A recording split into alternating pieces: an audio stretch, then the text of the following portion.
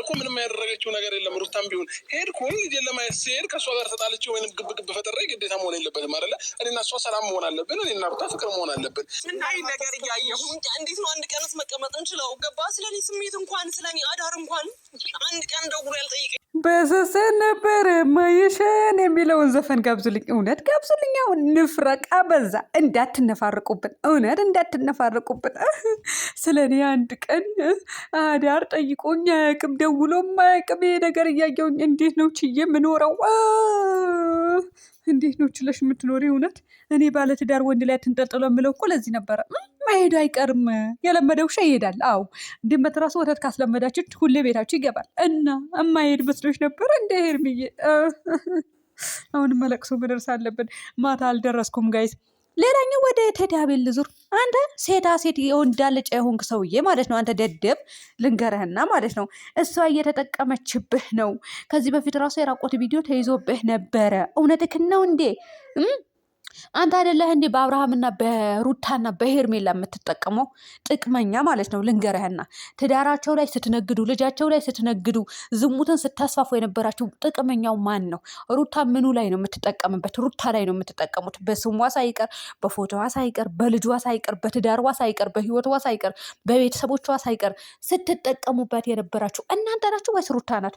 ሩታ እየተጠቀመችብህ ነው። ዛ የሆነ እንደ ወንድ ቆፍጠን በሉ። እውነት ቆፍጠን በሉ። የሆነ አትወስልቱ ወስላታ።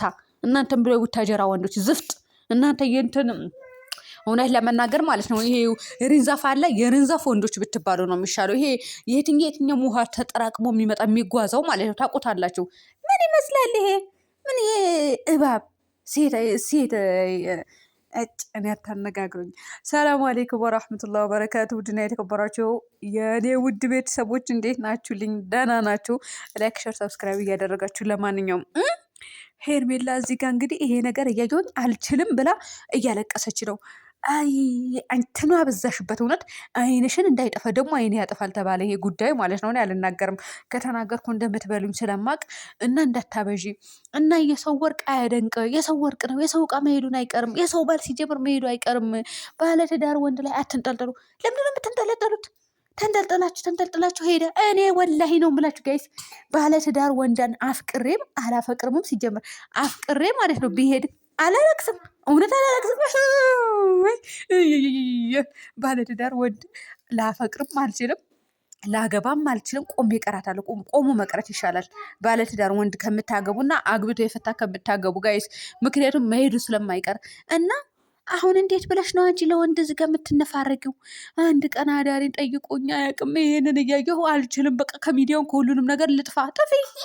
እውነት ከሚዲያ ቪዲዮሽን ብትሰሪ ይሻልሻል። አትጥፊ ከሚዲያ ግን ማለት ነው። ከአብርሃም ራቂ። በቃ የሰው ባል ነው፣ መሄዱን አይቀርም። ወተት ካስለመድሽው ድመት ከቤትሽ አይጠፋም፣ ይመጣል ሁሌ ማለት ነው። አሁን አንቺ እንደዛ ነው የሆንሽው። ስለዚህ ሩታ ለምደዋል። ከሩታ ጋር ብዙ ጊዜ ኖረዋል። ከሩታ ጋር ልጅ ወልደዋል። አሁንም እየኖረ ነው። አሁን እንዴት ብለሽ ነው አንቺ ተስፋ ያደርገሽበት ነበር እንዴ? ተስፋ አድርገሽበት ነው አሁን በቃ እኔ ምናምን ብለሽ ያለቀሽ። ወይኔ በላቸው። አሚሮ ደግሞ አንተ ሴታ ሴት ሆንክ ሰውዬ። እኔ እንዴት ብዬ ነው የደብዳቤ አብርሃም የምሰጠው? እኔ እንዴት ብዬ ነው አብርሃምን ተሰናበተችህ ሄርሜላ ብዬ የምነግረው? ወይ እውነትህን ነው እንዴ ሄርሜላ? እንዴት ብዬ ነው ያንተ ደግሞ እንዴ? ሰሞኑ ስትልፈሰፈስ አልነበር እንደ አብርሃምና ሩታ ህይወት ላይ የመጣ ቀን ሩታ ፕራንክ አድርጎ ደግሞ ምን ይመስል ነበረ? ጅል ነበረ የሚመስለው። እነሱ ጋር የመጣ ጊዜ ምን ነበር? ዱርዬ፣ ኃይለኛ ዱርዬ ነበረ የሚመስለው። አሁን ተቀይረሃል።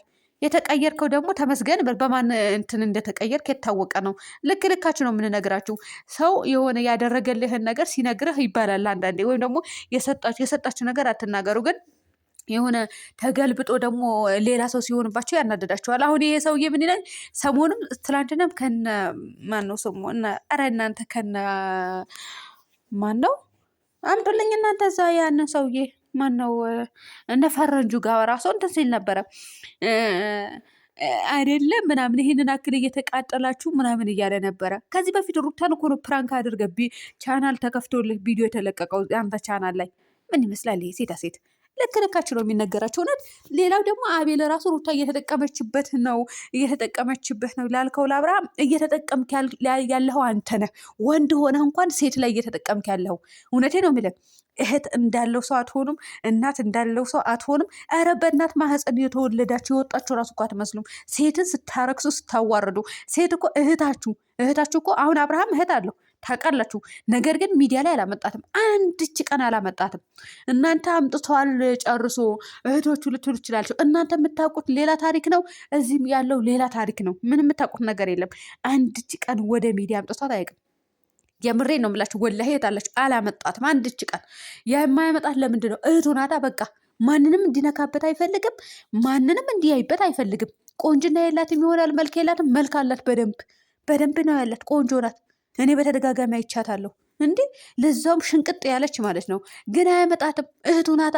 እህቱ ወደ ሚዲያ ማምጣት አይፈልግም። ማሰደብም አይፈልግም። ሰው እንዲነካት አይፈልግም። አያችሁ አይደለም? ስለዚህ እነሱ ያንን ነገር እያደረጉ አሁን ይሄ ማን ነው? አቤል እህቶች አሉት። 2 እህቶች፣ 2 ነው ከዚህ በፊት ነው ያመጣቸው። ከዛ በኋላ አምጥቷቸው ያውቃል? ለዚህ ነገር ለእንደዚህ አይነት ነገር ጋብዟቸው ያውቃል? አያውቅም።